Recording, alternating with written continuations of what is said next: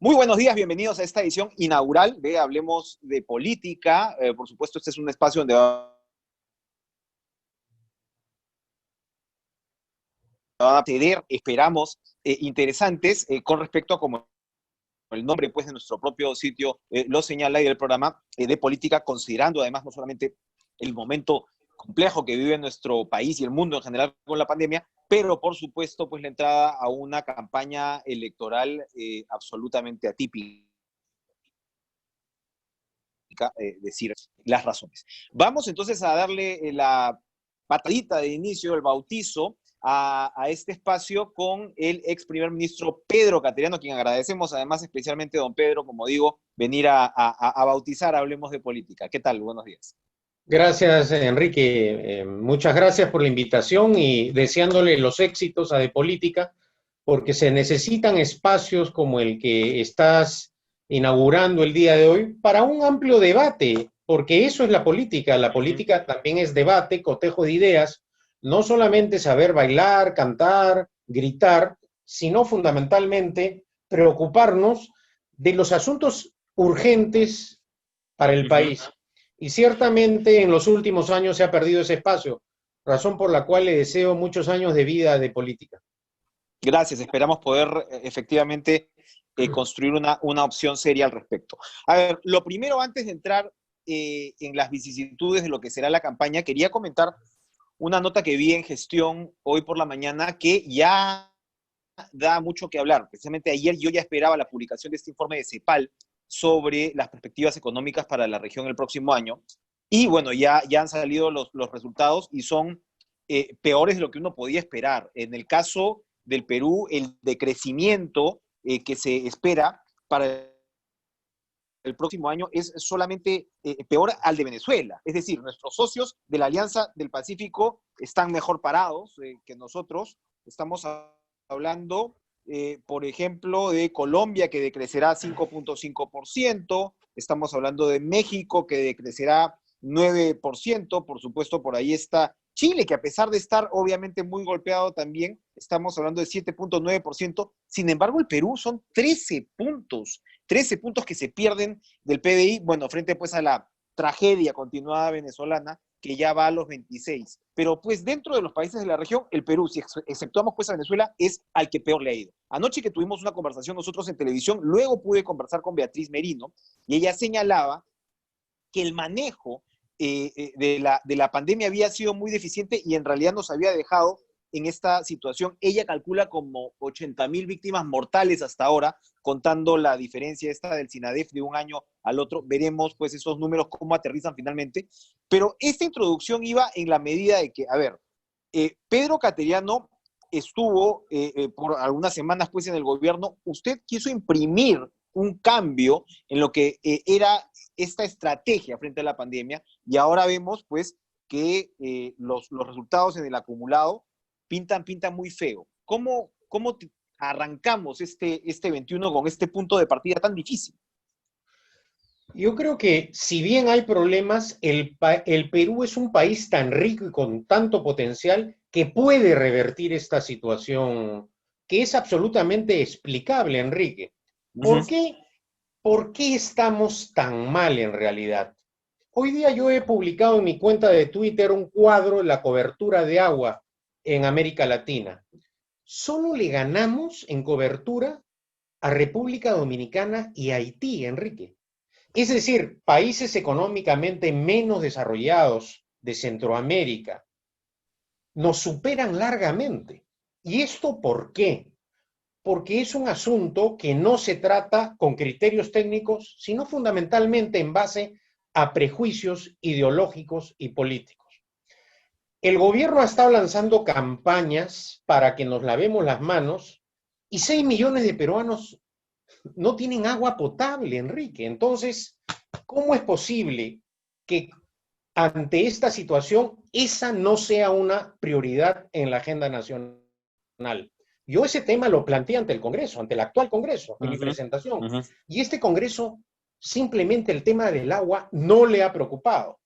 Ahora en campaña seguramente los candidatos sí van a tocar el tema del agua, que es, dicho sea de paso, un asunto que permanentemente he planteado. Cuando fui primer ministro, logré contra viento y marea cambiar el marco jurídico para el tema del agua. Entonces, este es un asunto gravísimo. Otro aspecto que ha gatillado la crisis, la vivienda. No tenemos viviendas adecuadas. La gente Si me, si me, vive. si me permite, porque el tema del agua efectivamente me consta que usted lo ha desarrollado y lo ha propuesto con insistencia, antes de pasar al tema de vivienda, que sin duda va a ser un tema central. ¿Cómo aterrizar este asunto del agua? Porque mucho se habló, que hablábamos pues de involucrar más al sector privado, hay quienes se jalan los pelos ante una idea, ¿no? Como tal, la famosa privatización de Sedapal, que siempre ha sido, pues, no se llega ni siquiera a discutir la situación. ¿Cómo abordar el tema del agua para que, por ejemplo, rápidamente esos 6 millones de peruanos que no cuentan con el servicio, esta brecha pueda cerrarse? Que en realidad, si hay voluntad, pues no debería ser tan difícil, digo yo. Y además debemos preguntarnos por qué otros países menos desarrollados que nosotros tienen una mayor cobertura de agua. ¿Por qué solo le ganamos a República Dominicana y Haití, Enrique? Eso cae por su propio peso. Uh-huh. Uh-huh. Sedapal es manejada con criterios políticos. Casi no existe el criterio técnico. La presión sindical del fujiaprismo en Sedapal es tremenda. Yo cuando fui primer ministro en la anterior oportunidad, denuncié que en el segundo gobierno de Alan García, por ejemplo, se firmó un pacto para que los puestos sean heredados, los puestos de trabajo. De no creerlo, Enrique. Ese pacto sigue vigente, nadie se atreve a tocarlo. Bueno, no entremos a esa batalla, porque mis hermanos lo que dicen es que yo quiero privatizar. No, lo que yo quiero es que 6 millones de peruanos tengan agua. Y hay que modificar no solo la mentalidad, hay que tener determinación para hacer las cosas. Creo ¿Cómo se modestamente modificaría? por ¿Cómo se ejemplo, modificaría la estructura de Sedapal para permitir entonces cerrar esta brecha? bueno, los que quieren mantener Sedapal, que mantengan Sedapal. Pero para los otros 6 millones de peruanos que no tienen agua, hay que adoptar medidas. Por ejemplo, tenemos a nivel nacional cerca de 60 EPS, que son empresas estatales que administran el agua, manejadas también políticamente, que son administradas por gobiernos municipales y regionales. Piura, Talara. Talara tiene solo días de suministro de agua por horas. Huancayo, hace 2 semanas hemos visto cómo la gente en Junín protestaba porque no tiene agua, Enrique. Vamos a seguir manteniendo esta dramática situación en la que solo superamos a República Dominicana y Haití. Son cifras oficiales, son estadísticas al alcance de todos. Esta ¿En cuánto situación, tiempo se podría revertir? ¿En cuánto tiempo se podría revertir mira, la con situación? determinación política se puede revertir. Para darte un ejemplo, acá en Santa María, al sur de Lima, se ha construido una planta desaladora de agua que debió haber durado el proceso de construcción 2 años, con inversión privada. Ya esto se inició el 2012, estamos al 2020 y sigue el problema. Entonces, acá ¿Verdad? hay una serie de factores. Uno de ellos es que no hay determinación política, que los funcionarios públicos se mueren de miedo de tomar determinaciones, no resuelven los problemas. ¿Por qué? Porque luego también pueden pasar por procesos como los que yo he atravesado. Te pongo un caso.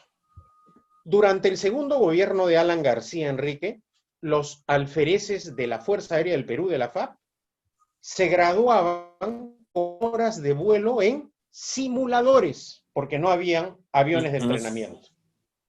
Lo que me costó sacar adelante ese proyecto.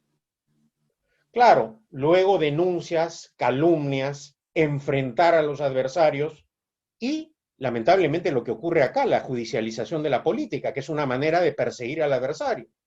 La compra del satélite, que es la inversión en tecnología más importante de los últimos años en el país. 12 años debatiendo la compra del satélite. Tomé esa determinación política. ¿Cuál fue el costo? ¿Cuál fue el costo? Juicios, denuncias, persecución política y fiscal. El BAP Unión, un anhelo de la Marina de Guerra del Perú para instruir a nuestros cadetes de la Armada de Grau. Cerca de 100 años ese sueño lo tuvo la Marina. No se hizo por falta de determinación política. Ciertamente que la inestabilidad ministerial también hace frágil el Claro, proceso de ayuda toma muy de poco. decisiones, ¿no? Pero se tomó la decisión cuando el buque Abela estaba navegando, todos los elogiaban, uno dijo, se va a hundir. Investigación en la Fiscalía, Contraloría General de la República. Entonces, para eso se necesita determinación y la conciencia tranquila, ciertamente, de no haber recibido sobornos ni haber cometido actos ilícitos. Entonces, no solo se requieren buenas Sin duda, intenciones, sino determinación. Pero esto nos llevaría, antes de entrar al tema de vivienda, entonces, esto nos llevaría a que otro punto fundamental sería también otorgarle cierto nivel adicional de protección al funcionario público, porque se habla mucho, los ejemplos que usted ha dado y que son conocidos son un reflejo, ¿no? Un síntoma de lo que pasa en el Estado, que ya nadie quiere dar un paso. Y eso hace lo que es un paquidermo pesado prácticamente inamovible. Habría que darle garantías, protecciones adicionales a los funcionarios públicos, librarlos de responsabilidad en todo caso. Librar de responsabilidad no, porque una autoridad democrática tiene la obligación de dar cuenta. Pero que si tú difamas en los Estados Unidos, el difamador tiene que indemnizar, tiene que pagar a la persona que agravia. En el Perú, prácticamente cualquier ciudadano puede agraviar a una persona y no pasa nada. Lo vemos, por ejemplo, en los niveles de debate del Twitter. Hay que tener mucha paciencia para poder aguantar la cantidad de insultos, agravios que recibe. Eso es dañino para una democracia. Pero ciertamente eso no puede paralizar tampoco la acción del Estado, porque si no estamos en una situación dramática, entramos a una situación como la del agua. Y si a eso le sumamos intereses políticos e ideológicos, ese es el altísimo costo del país. Vivienda, decía usted. Bueno, pero para terminar el tema del agua, Sí. tenemos que flexibilizar el marco jurídico. No privatizar, pero sí permitir inversión privada que pueda captar empresas de nivel mediante mecanismos o a través de acuerdos de gobierno a gobierno, que en un principio fueron muy criticados, pero que en esta etapa del país son necesarios. ¿Por qué razón también, Enrique?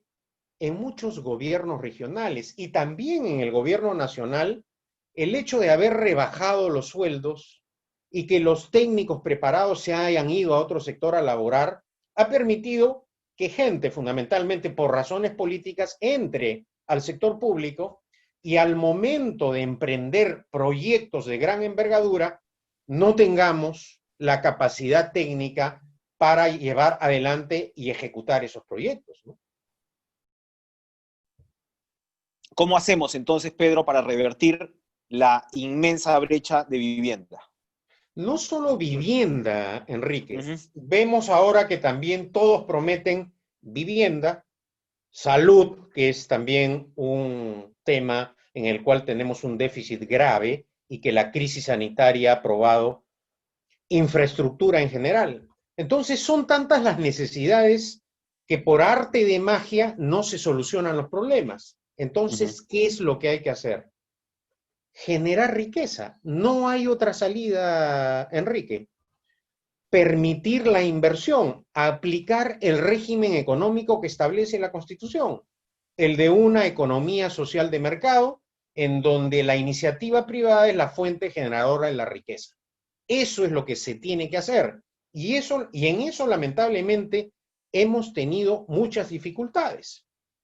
¿Qué genera riqueza en el Perú? Por ejemplo, la minería. La minería genera riqueza. Pero hemos visto que a pesar, por ejemplo, del crecimiento de la minería en el Perú, esos recursos económicos no han sido usados con determinación política y con criterio. Por ejemplo, por concepto de canon minero, 13.000 millones de soles tienen los gobiernos regionales y municipales, que son más de 3.000 millones de dólares, Enrique, que han podido ser ejecutados precisamente en campos como el de la vivienda, educación, salud y agua potable.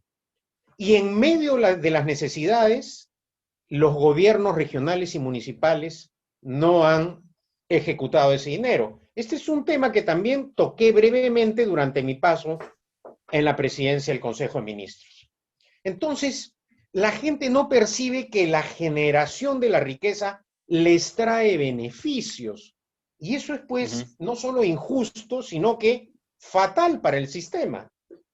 Entonces, tenemos que hacer que ese sistema traiga prosperidad a la gente. Yo he planteado ahora, por ejemplo, que del canon minero que se recibe, el 50% de ese canon vaya directamente al poblador de la zona de influencia, pero no asignando bonos para que se gaste el dinero en cerveza o en televisores plasma, no, para que los invierta en la construcción de su vivienda, en la educación de sus hijos, garantizar la educación. Un proyecto minero dura 15, 20 o más años y se pueden establecer fideicomisos para la construcción de postas médicas, para la construcción de hospitales, es decir, de la gente que directamente no tiene un beneficio directo ahora con el canon. Eso va a generar un ambiente de paz social. La paz social es fundamental para que un país progrese.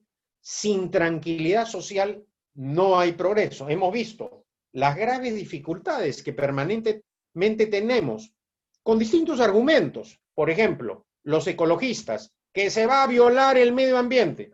Bueno, hoy día hay tecnología moderna que permite la inversión minera sin violentar el medio ambiente. Eso lo apreciamos en Canadá. Canadá es un país del primer mundo con desarrollo que tiene minería y respeta el medio ambiente. Para eso, ¿qué se necesita también? Criterio y determinación política. Entonces, ahora, son varios factores. Sí. Entonces, si nosotros paramos la inversión, nos damos el lujo de detener la creación de puestos de trabajo, la crisis social va a ir aumentando, ¿no? Ahora, ¿cómo conjugar todas estas propuestas que son importantes? Efectivamente, lo del canon suena además muy, muy interesante porque hay varias perspectivas de cómo hacer para que el poblador participe y al mismo tiempo, pues, impulse estos proyectos, ¿no? Que van a marcar una diferencia en la economía del país. Pero ¿cómo jugar? Por un lado, evidentemente, están los actores sociales con los que haya que de alguna manera negociar, pero ¿cómo se juega con el Congreso? Usted ha sido testigo de primera mano, desde dentro y desde fuera, de cómo ha sido la relación entre Ejecutivo y Legislativo. Mi humilde hipótesis es que esto en realidad es consecuencia de la falta de política. Ya no se hace política en el Perú, no se consensúa este arte, ¿no? De llegar a lo posible. Eso se ha perdido completamente para entrar pues a un tema chavetero, individualista, poco institucionalizado, y lo hemos visto, usted lo advirtió antes del cierre constitucional del Congreso y después, por supuesto, sabemos pues lo que tuvo que pasar como primer ministro. ¿Cómo establecer, replantear las relaciones entre Ejecutivo y Legislativo, que definitivamente es lo que nos ha marcado los últimos 5 años, antes, por supuesto, de la pandemia, ¿no? Bueno, desde el punto de vista constitucional, tenemos un mal diseño de la Constitución. Y nuestra experiencia histórica lo prueba, además, eso es lo dramático, Enrique, ¿no? Bajo la vigencia de la Constitución de 1933, el Parlamento, las cámaras, cuando teníamos una organización bicameral del Parlamento, la Cámara de Diputados y Senadores interpelaban, censuraban y negaban confianza. Cuando el presidente no tenía mayoría parlamentaria propia, era sometido a un acoso, a un ejercicio abusivo de los mecanismos de control político. ¿Eso qué generó bajo la vigencia de la Constitución del 33? Un golpe de Estado que se le dio a Bustamante y Rivero, y otro golpe de Estado que se le dio a Fernando Belaúnde en su primer gobierno, y que se estableció, por lo tanto, un periodo dictatorial largo para el país, con los sátrapas Velasco y Morales Bermúdez. Entonces, cuando se convoca la constituyente del 78, se debate este esquema constitucional en donde el Parlamento tenía todos los rasgos distintivos, que hay que decirlo, propios del sistema parlamentario, y el gobierno, el presidente de la República, cuando no tenía mayoría parlamentaria propia en el Congreso, no podía defenderse.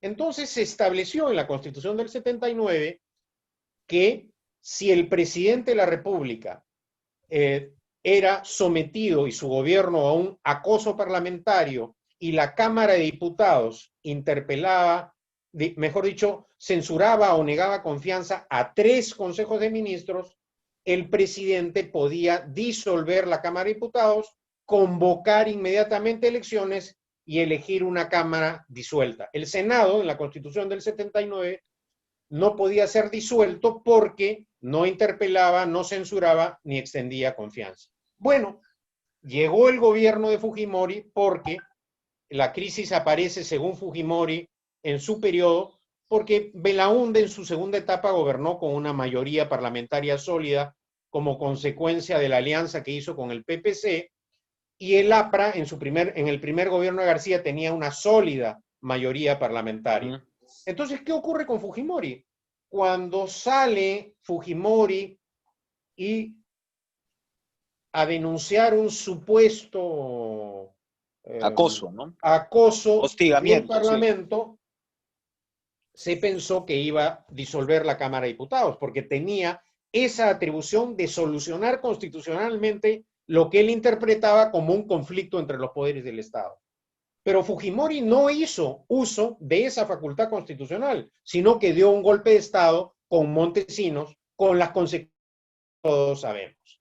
Bueno, concluida la dictadura de Fujimori y Montesinos con la constitución que él dio, se instaura el gobierno de Valentín Paniagua, el gobierno de transición. Y Paniagua no restituyó la Constitución de 1979. ¿Pudo hacerlo? Sí pudo hacerlo, porque la Constitución del 79 tenía un artículo que establecía que esa Constitución no perdía vigencia por ningún acto de gobierno, acto de fuerza o acción de un gobierno dictatorial como el de Fujimori. Que fue el autogolpe. Claro, pero Paniagua, con un criterio político, calculó que eso iba a generar demasiada inestabilidad política al país y mantuvo la vigencia de la Constitución de Fujimori. Esta Constitución que estableció el Parlamento unicameral consagró que solamente se podía disolver ese Congreso unicameral si éste censuraba o negaba confianza a 2 consejos de ministros. Bueno, viene luego el gobierno de Toledo, no tiene mayoría parlamentaria propia, acabó de una manera agónica. Posteriormente, el de Alan García tampoco modifica la Constitución, se mantiene vigente y no acabó agónicamente porque, digamos, a nivel parlamentario cohabitó políticamente con el fujimorismo. Hay que decirlo, García y el APRA siempre se han llevado bien con el fujimorismo. En algún momento hasta Velázquez Quején ha dicho que eran aliados políticos estratégicos. Acaba su mandato. Llega luego el gobierno de Humala. Humala, al momento de juramentar, hace un discurso político haciendo referencia a la Constitución del 79, pero también mantiene la del año 93, la de Fujimori. ¿Por qué razón? Porque ya eran, como explico, sucesivos gobiernos constitucionales los que habían mantenido la vigencia de esa Constitución. Y también Humala, que no tenía mayoría parlamentaria, y esa experiencia la he vivido, Enrique, acabó agónicamente su mandato. Fueron casos de presidentes que terminaron sus periodos con mayoría parlamentaria adversa. Entonces, ¿qué ocurre luego? Gana Kuczynski de una manera que Keiko Fujimori nunca quiso reconocer su derrota, Y a partir de ese momento, el fujimorismo, con el apoyo del aprismo, inician una oposición absolutamente irracional, violatoria del orden constitucional contra Kuczynski. Muchos alertamos a Kuczynski que esto iba a traer como consecuencia su vacancia en el cargo. Kuczynski no lo creyó. Kuczynski trató de llevarse bien con todos. La crisis política que todos conocemos se agudizó con la caída de Jaime Saavedra, ministro de Educación, en donde Kuczynski demostró su absoluta debilidad y temor al fujiaprismo. Esto envalentonó al fujiaprismo, forzó su segundo pedido de vacancia por incapacidad moral permanente, esto agravado con las denuncias contra Kuczynski de haber recibido pagos de Odebrecht, y al final Kuczynski, el país tuvo una salida constitucional a la crisis política porque Kuczynski renunció. Renunció, no es vacado. Renunció. Y el Congreso, de acuerdo a la Constitución, le aceptó la renuncia, es decir, no fue vacado. Entonces, cuando nosotros creíamos que iba a volver la tranquilidad política al país, y además no hay que olvidar esa foto de Galarreta con Mulder en Palacio de Gobierno, al lado de Vizcarra, prometiendo estabilidad para que el país no se detenga económicamente, para que la recta final permita el progreso y el desarrollo de todos los peruanos, etc. Esa paz duró muy poco, porque Keiko Fujimori buscó a Vizcarra para imponerle condiciones políticas y Vizcarra no aceptó. Vizcarra lo que, y creo que correctamente hizo fue, no solo actuar con el criterio que le dictaba su conciencia, sino respetar la Constitución y su investidura presidencial. No se sometió a Keiko Fujimori. Y entonces vino el embate del fujimorismo y como consecuencia de ello, a pesar de que había agotado todos los medios posibles el presidente Vizcarra para solucionar la crisis, inclusive planteó el adelanto de las elecciones generales, es decir, para salir del atolladero, todos nos vamos a las elecciones, el fujiaprismo no aceptó y finalmente, luego de la denegación del voto de confianza a Salvador del Solar, disolvió constitucionalmente el Congreso. Y además, la comparación era evidente con la disolución inconstitucional de Fujimori y Montesinos. No tomó los medios de comunicación, no destituyó a la Corte Suprema, no destituyó a la fiscal de la Nación, no persiguió a los adversarios, no encarceló a nadie, los medios de comunicación mantuvieron la libertad de información, pero en ese momento se cuestionó la disolución del Congreso y se señaló que era el fujiaprismo, fundamentalmente era un golpe de Estado. Y en lugar de que este caso lo resolviera el pueblo, porque el esquema nace en el sistema parlamentario, que establece que cuando hay este conflicto entre los poderes del Estado, es el pueblo el que es decir, una nueva elección. El problema a través del voto, de la elección de un nuevo parlamento, se salió con esta criollada de acudir al Tribunal Constitucional, que yo estuve en absoluto desacuerdo. Bueno, Vizcarra aceptó también eso.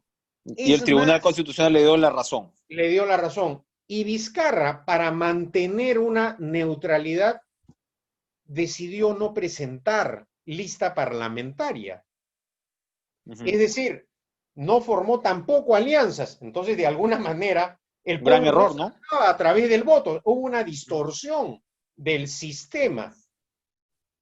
Y ahora nos encontramos todavía empantanados en esta crisis porque este Parlamento, desde el punto de vista constitucional, viola o altera el orden constitucional casi por igual que el Congreso disuelto, ¿no? Nada indica que el próximo gobierno vaya a tener una mayoría en el Congreso. Nada, es decir, se va a prolongar esta situación. Bueno, creo que esta experiencia vivida nos demuestra que acaso una salida a esta distorsión constitucional que tenemos sería incorporar la renovación parcial del Congreso a mitad del mandato y ciertamente, Enrique, restablecer la Cámara de Senadores. La experiencia del Parlamento unicameral ha sido nefasta para el Perú, en todos los periodos, ¿ah?